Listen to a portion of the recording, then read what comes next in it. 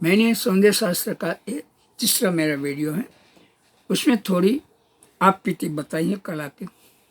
अभी तो ऐसा तो बहुत है, तो ये मैं कहने नहीं बैठा हूँ। मैं सौंदर्य शास्त्र की रचनाओं में क्या उपयोगिता है, उसकी क्या अभिव्यक्ति है, अब वो अभिव्यक्ति आप कैसे ला सकते हो, उनमें निहित रहने के वाले सौंदर्य का तात्कालिक दार्शनिक और मार्मिकता क्या है, और विवेचन कैसे प्रकार का है। किसी सौंदर्य वस्तु को देखकर हमारे मन में क्या जागते है, क्या आनंददायी होता है, क्या अनुभवी होती है, वैसे बहुत सारी चीज़ सौंदर्य शास्त्र में होता है। और सौंदर्य शास्त्र एक ऐसी चीज़ है जो हमारी कलाकृति को एकदम श्रृंगारमय बनाती है। हमारी कलाकृति जो नेकेट होती है उसमें सौंदर्य डाल देते हैं। ये हमारा अभिगम है और ये मेरा कहने का है, वो मेरा विवेचन है। जीवन के अन्य अनुभूतियों के साथ उसका समन्वय स्थापित करना पड़ता है। जीवन के अलग अलग उद्देश्य को हमें उसमें दिखाने का कोशिश करना पड़ता है। तो ये सौंदर्य शास्त्र हमारे एक ऐसा शास्त्र है जो हम एकदम एकदम शुद्ध दर्शन करा सकते हैं। शुद्ध दर्शन कराने के लिए हमें क्या करना पड़ता है? ऐसा नहीं कि पेंटिंग में ही सौंदर्य शास्त्र होता है। कलाओं बोला हूँ मैं, कलाओं, साहित्य कला, संगीत कला, नृत्य कला, नाट्य कला, बहुत सारी बात के जो कलाएं हैं, सब में कहीं ना कहीं सौंदर्य रहा है, कोई ना कोई चीज़ का सौंदर्य रहा है। सौंदर्य ज्ञान हमको कहाँ से प्राप्त होता है?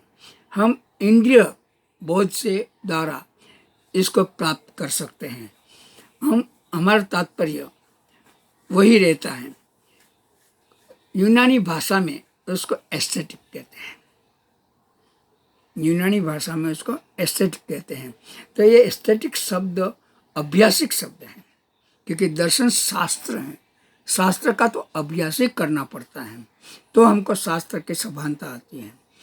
अभ्यास बहुत सारे प्रकार का होते हैं। आजकल अभ्यास बुक्स द्वारा, वीडियो द्वारा, या वीडियो में लेक्चर जो मैं देता हूँ उसके द्वारा, ऐसा बहुत सारा पुस्तक लिखा है अच्छे अच्छे राइटरों ने, उसके द्वारा।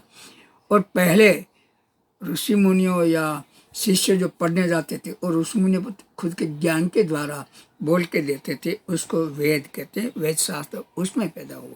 तो सौंदर्य शास्त्र ये अलग अलग रीते दरेक देश में अलग अलग पद्धति से उसकी भाषा का उपयोग किया है। ऐसे यूनानी भाषा में सौंदर्य शास्त्र को एस्थेटिक कहते हैं।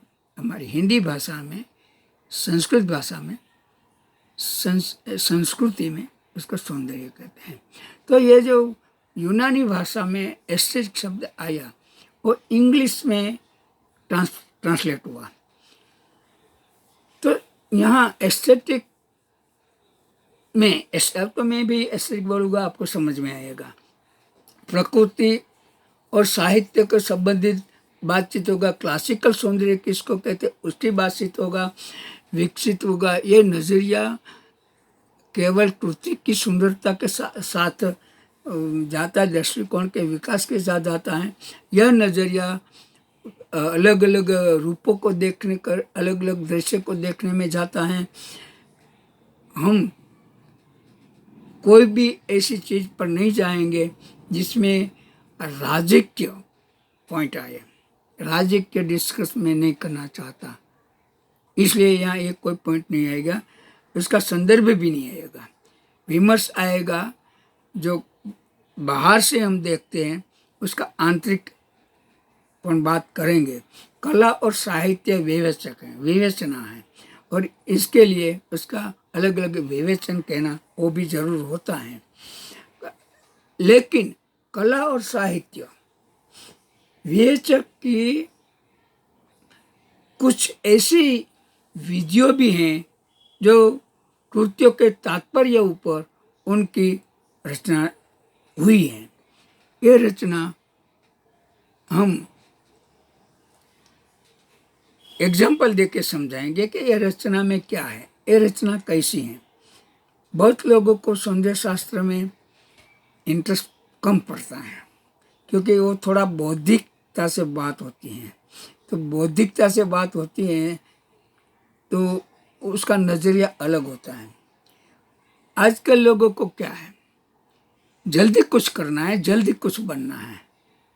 जल्दी में तो क्या है, मानो कोई ट्रेन दौड़ रही है, आप बैठे विंडो पे और देख रहे हो, नज़दीक देखो तो क्या दिखाई देगा? नज़दीक से स्पीड से जाते हम नज़दीक से देख सकते हो, क्या देख सकते? स्पीड है। इससे थोड़ा दूर देखो तो थोड़ा क्लियर होगा, इससे थोड़ा दूर देखो और क्लियर होगा, और दूर देखो तो और, क्योंकि वो दूर चीज़ है। चाहे इतनी फास्ट है तो सामने वाली दूर चीज़ धीरे धीरे जाती तो हम थोड़ा सा अनुभव कर सकते हैं। ऐसा ऐसा इसमें है, ऐसा इसमें है कि आप एकदम फास्टर कोई चीज़ करने जाओगे तो इसमें सौंदर्य नहीं आएगा। सौंदर्य कोशिश करोगे तो भी उसका संदर्भ आपको उसमें दिखाई नहीं देगा। बहुत ज़रूरी है, इसकी विवेचन होता है, कलाकृतियों का विवेचन होता है। और विवेचन में विवेचक जो हैं, जो इसका क्रिटिक लोग हैं, क्रिटिसाइज करता है, वो समझ जाएगा। आपको तो लगेगा कि मेरा वर्क बहुत ठीक है, बहुत अच्छा है, मैंने बहुत मेहनत किया है, आपकी बात सब मान्य है मुझे, पर क्रिटिक लोगों को मान्य नहीं रहेगी। आप सोचोगे इतना टोनल वैल्यू, इतना कलर स्कीम हाई, एकदम रियलिस्ट करने की कोशिश किया है, तो भी ऐसा क्यों हुआ? आप नहीं समझे उसमें खामी क्या है। क्योंकि वो जो रियलिस्टिक एज इट इज करने की कोशिश किया है, वो तो रियलिस्टिक हुआ, अपने स्किल किया। इसमें टैलेंट कहाँ है? क्योंकि आर्टिस्ट को टैलेंट से ही मापा जाता है। स्किल्स के सेकंड स्टेप है, स्किल का सेकंड स्टेप है, टैलेंट का फर्स्ट स्टेप है। तो टैलेंट में आपने उसमें क्या क्या दिखाया, ये जो मैं बोलता हूँ सौंदर्य शास्त्र का, उसमें कहाँ उसका स्थान है, कहाँ है? क्योंकि आप पत्ते को बताने की कोशिश करोगे, ट्री का पता है उसकी बात करो, बराबर, तो आपको क्या दिखाई देगा?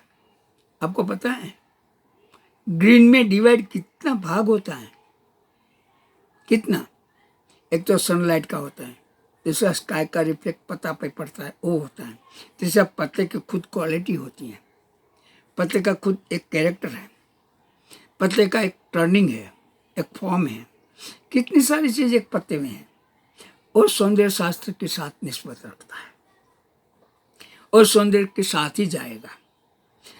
प्रक्रिया, सामाजिक, ऐतिहासिक पहलू जो भी आप समाधि स्थापित करते हो, इसकी कोई ना नहीं है, परंतु सौंदर्य शास्त्र एक ऐसा विमर्श है जो समझना और बनाना कठिन है।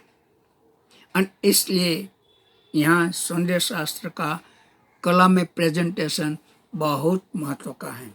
तो मैं आगे बताऊंगा इसमें प्रेजेंटेशन कैसे महत्व का है, कहाँ है।